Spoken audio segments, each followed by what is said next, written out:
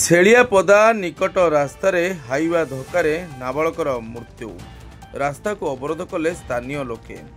जाजपुर जिला धर्मशाला निर्वाचन मंडली अंतर्गत धर्मशाला थाना अधीनस्थ तेलोर छेलियापदा निकट रास्तार एक हाइवा धक्कार जड़े नाबालकर घटनास्थल में मृत्यु होता देखा मिली। दुर्घटना तेलोर ग्रामर गणेश्वर घड़ई नाबालक पुत्र आयुष जेजों सह रास्तार जाउथुवा बेले एक हाइवा गाड़ी चढ़ीजा फल घटनास्थल में नाबालकटीर मृत्यु घटी जापर संपुक्त अंचल लोके दीर्घ समय धरी रास्ता अवरोध करने सहित चालकों को अटक रखा देखा मिलता। मृतक परिवार को 30 लाख टंका क्षतिपूरण देवाकू स्थानीय लोके दाबी कर रास्ता अवरोध करथिले।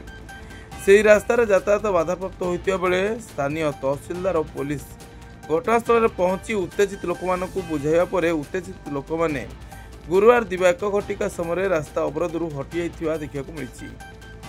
पर स्थानीय पुलिस दुर्घटना घटाई गाड़ी और मृत्युवरण करथिबा नाबालक पुत्रटी को नहीं शव व्यवस्थित करने घटनार तदंत जारी रखिछि स्थानीय पुलिस।